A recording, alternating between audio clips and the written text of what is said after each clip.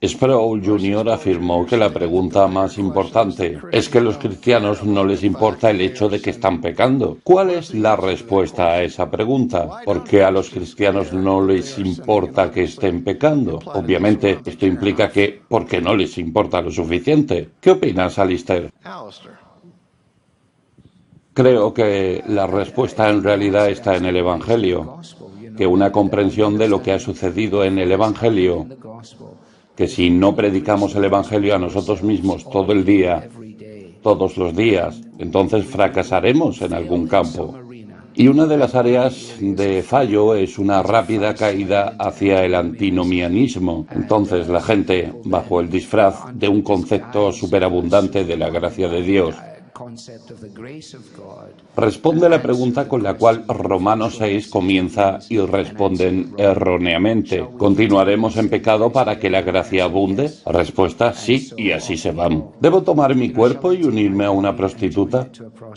¿Qué clase de pregunta es esa? Esa es una pregunta para un cristiano porque el cristiano se ha unido a Cristo. El cristiano está en unión con Cristo. Ahora que tengo la respuesta a mi propia pregunta, finalmente estoy obteniendo la respuesta. La razón es que el creyente no comprende la noción de unión con Cristo. Y cuando no entendemos lo que significa estar unidos con Cristo, luego todo lo que nos quedará será legalismo por un lado o desorden por otro lado. Desde entonces has sido resucitado con Cristo. Buscas esas cosas que están arriba y es por lo que eres en Cristo, porque tu naturaleza ha cambiado, porque tu estado ha cambiado, porque has sido elevado a los lugares celestiales. Que estas cosas no son imposibles, pero ellas ahora son incongruentes. Y creo que parte del problema es que las personas no saben quiénes de ellas son en Cristo. También creo que hay una premisa oculta en la pregunta, que puede ser muy distorsionante cuando hacemos esta pregunta. ¿Por qué los cristianos no se preocupan por su continuo pecado?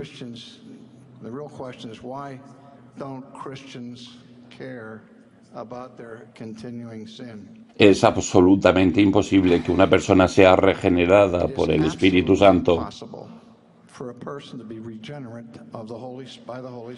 y no se preocupe en absoluto por el pecado. En ese sentido, no existe el cristiano carnal que pueda recibir a Cristo y sea regenerado y no tenga arrepentimiento. Eso es imposible, es tan antibíblico como parece. Creo que lo que está implícito en la pregunta es ¿por qué no nos importa en la medida que debería preocuparnos? Nos preocupa, pero no nos preocupa lo suficiente. Es porque nuestros corazones aún están menos que plenamente santificados. Y Dios, el Espíritu Santo, en su poder de convicción, no nos ha revelado completamente la pecaminosidad de nuestro pecado. Gracias a Dios.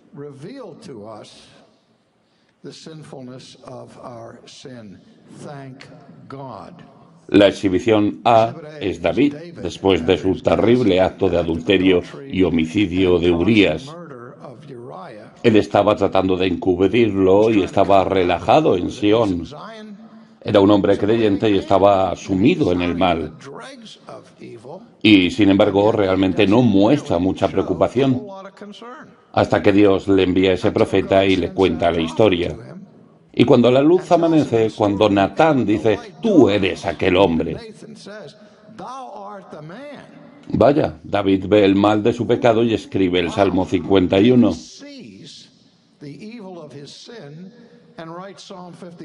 El Salmo 51 nunca pudo haber sido escrito por un ser humano a quien no le importó su pecado. Pero esta es la bendición. Si Dios me revelara en este momento la medida completa del continuo pecado en mi vida, me destruiría.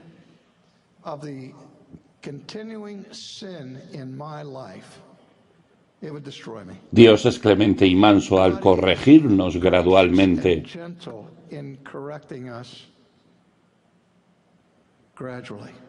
Esa es una de las cosas agradables de la santificación progresiva, porque si Él lo diera todo de una vez, estaríamos muertos.